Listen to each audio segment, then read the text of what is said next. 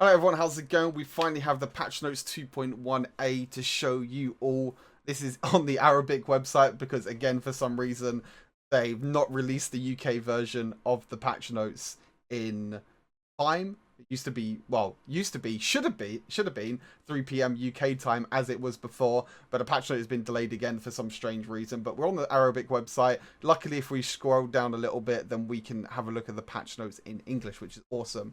So we have a new champion, Katarina. Katarina's coming to Wild Rift, a mid lane assassin champion. Very high skill based, very high intensity champion, which would be pretty cool. Future skins will be released in patch 2.1b, which should be in 2 weeks' time, I believe. This is 2.1a, so I'm guessing this is going to be in a couple of weeks. Build Water Katarina, Death Sword Katarina, a Mega Squad Fizz, Mega Squad Teemo, Mega Squad Tristana, El Tigre Brom, Super Galaxy Shyvana, which is pretty cool. Some pretty nice skins. We've got a new event as well, Katarina's Challenge, complete missions to unlock Katarina for free again. Another way to unlock a free champion, kind of similar to the Darius and the Draven one. Alright, on to the champion changes. First off, we have Ashe.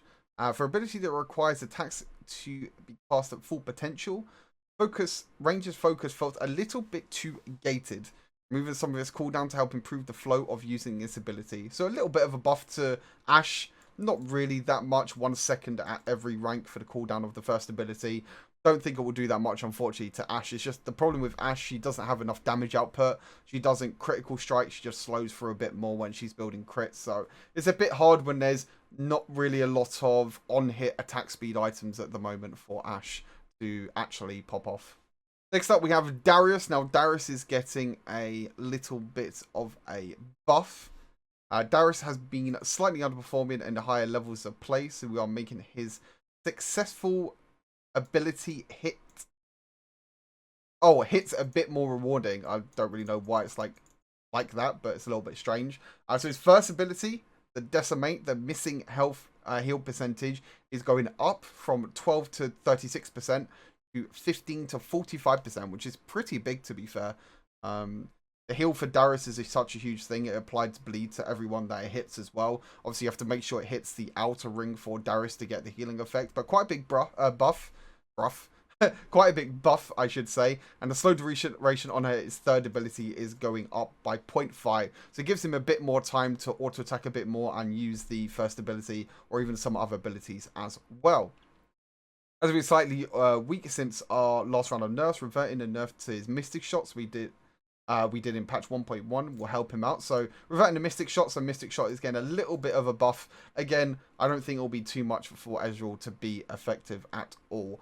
Now this is the big one. This is the big one that everyone has been waiting. Obviously, Lulu. Everyone has tasted enough purple for now. We're taking a large swing at nerfing Lulu after seeing her win rate climb too far as people got better playing her. These changes should help create more room for our opponents when playing against her, which is awesome. So base health going down by a lot. By 40, sorry. Base health going down by 40, which is quite a lot. Movement speed going down by 5, which, as you know, movement speed is quite a big thing. So even just the slightest of movement speed is quite big.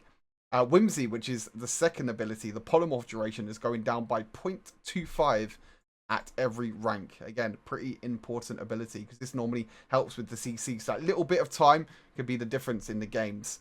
Now, I think this is the big one.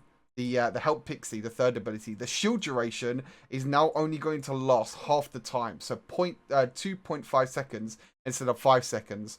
So you have to actually time the shield correctly. Now, you can't just put the shield on at the start of a team fight. It lasts for 5 seconds. If it goes off, it goes off. If it doesn't, it eventually will go off because it lasts so long.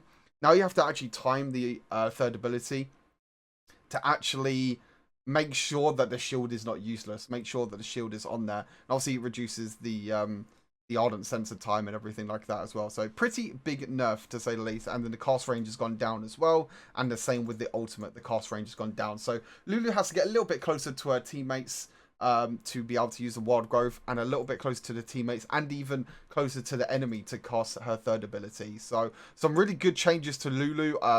I think this will definitely gut her completely. It's a pretty big nerf. It gives time for other champions like Janna, even Alistar in lane, it gives them more opportunities to actually beat Lulu in lane. And it makes her a little bit less effective in late game as well with the shield duration and the cast range as well. Misfortune, my bae, Misfortune is unfortunately getting a nerf, and it's not that big of a nerf, but I think it will make quite a big difference. Base armor going down by 5, which is quite important for laning phase. Obviously, when you're trading against the enemy AD, you're going to be taking that little bit of extra damage because you don't have as much base armor. Health regen going down by 3, and base health regen per level going down by 30, sorry, not 30, by 0.3, I should say. So level 15 to level 14. Wait, what is this? Oh, so it's going from 15 to 14 at level... What? I'm guessing this means that the at max rank is going from 15 to 14 at level 15. I'm guessing that's what it means. I'm not really too sure about that. And then the passive loft tab versus minions, the minion damage is going down a little bit, so it it basically stops her from pushing as much with the minions, obviously getting that a lovely double tap damage off as well. So stops her pushing as much, it makes it a little bit harder for her to last hit, but it shouldn't be too bad. And also being able to push the lane, push the enemies under tower, and like I said, just stops her farming a little bit. And lost size damage versus monks is 50% unchanged now in toolkit. Oh, that's just a bug fix. Next up we have clicked on Olaf, the actual picture instead. Next up we have Olaf. Olaf's base armor is going down by 5. AD is going down by 6. So this will stop his early wave clear and his early changes. And his undertow, his first ability, slow is going down by quite a bit. And obviously the slow duration is going down by 0.5 seconds as well. So pretty good changes here. I still think Olaf will be really good. I just don't think he will be super OP like he is right now. As I said, it would be taking a little more damage early and have a little bit less damage early as well, especially with the slow effect as well. The slows are really annoying with the undertow because the cooldown was so low on the undertow, the first ability. You can keep applying like a 45% slow because you normally max Q first with Olaf jungle, so it's pretty hard to kind of deal with you being slowed pretty much constantly 45% of the time, which is kind of rough. Varus, the cooldown of his first ability is going down by 2 seconds at every rank. Doesn't really do that much, unfortunately. It's kind of hard because the lethality build for Varus got nerfed quite a lot, so this doesn't really do much. And obviously we need on-hit items in the game for Varus to be able to be stronger, or strong I should say. And the same with Vayne as well. We see Vayne here, condemn damage going up if they hit the terrain damage, and the final hour, the ultimate cooldown going down by a little bit in the early game. So they're trying to buff Vayne's early game damage. Again, I think Vayne is just going to be pretty gutted. Vayne is still in a pretty bad spot. This is the big one for me. This one here, Xayah changes. Xayah, big buffs coming in. Double dagger, the first ability, the damage is going up quite a bit in the early game, which will help her quite a bit because you normally don't max Q until last, the first ability until last. So you'll be getting like a little bit of extra base damage at level 1 and a little bit at level 2 as well. Obviously later on in the game it doesn't really make that much difference because you normally max the third ability first and then the second ability. So this makes it really nice, to be honest. Gives you that little bit of extra damage. Deadly Plumage, the second ability, bonus attack speed going up by 10% at every single rank is absurd. Like that's crazy. She's going to be getting so much attack speed now and being able to dish out them feathers more and more. And especially with Xayah, you go for like a full crit build, so you'll be getting a lot of attack speed anyway, which is really nice. Blade Caller, third ability, obviously you max this first. The cooldown is going down, which is really nice. And obviously the AD is going up by 0.2, which is quite a lot. So not adding the critical damage to the Blade Caller, but giving her that extra bit of 0.2 damage, which is really nice. And the base damage of the ultimate has gone up by a little bit. But to be honest, the main damage is through the third ability.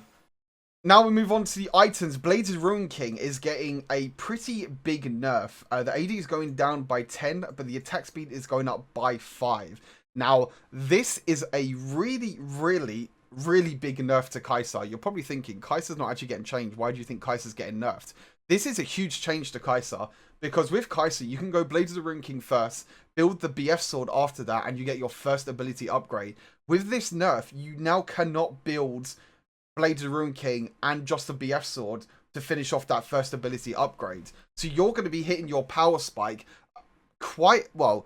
You can either finish off the Infinity Edge or the GA as the second item, which will delay your Hurricane by quite a bit. Or you could just buy another longsword, which will still delay the power spike of Kaisa. But you have to now buy another longsword on top of the Blade of Rune King and the BF sword to be able to get that Q upgrade, which is super important for Kaisa. And then obviously it delays her attack speed and it delays her building the Runa's Hurricane for the third ability upgrade. So it's a pretty big nerf to Kaisa, and obviously a big nerf to some of the other ADs as well. I don't think 10 AD is just quite a lot, to be fair. You'll be getting a lot less AD with Blade of Rune King. But it also got a little bit of a buff as well to melee champions. So champions like Shyvana now does 9% of the current enemy's current enemy health physical damage now does 9%. So it does 3% more for melee champions, and the ranged champions are unchanged. It's kind of a little bit of a buff, so to say, to melee champions like Fiora and Shyvana. So even though the AD's gone down, the percentage has gone up, but it's unchanged for ranged champions. So your Misfortunes, your Kaisers, your Jinx now might not be building Blade of Rune King first item. We'll have to test this out, but as I said, for Kaisa, it's going to delay her by quite a bit, and it's a pretty big nerf for her. So a little bit unfortunate thing, because I really enjoyed playing Kaisa, but hey, maybe we have to play some Xayah now, see how she is. And obviously the drain movement speed duration has gone down by 1 second as well. Another big change, Liandry's Torment has just dominated the mid lane at the moment. Every single, well, not even mid lane, just every single AP champion in general is just dominated by Liandry's. AP going down by 20. The total cost is unchanged, but the combined cost has gone up. Haunted Guys, the ability power has gone down by 10. The total cost has gone down by a little bit, and the upgrade cost has gone down by a little bit. It's okay, it's not bad.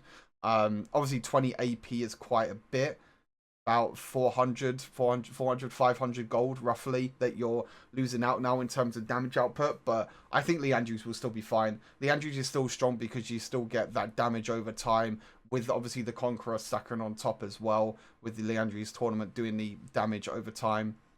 But I still think Liandry's will still be built. Maybe not like a rushed first item now, maybe. We'll have to see, but I still think it's pretty insane.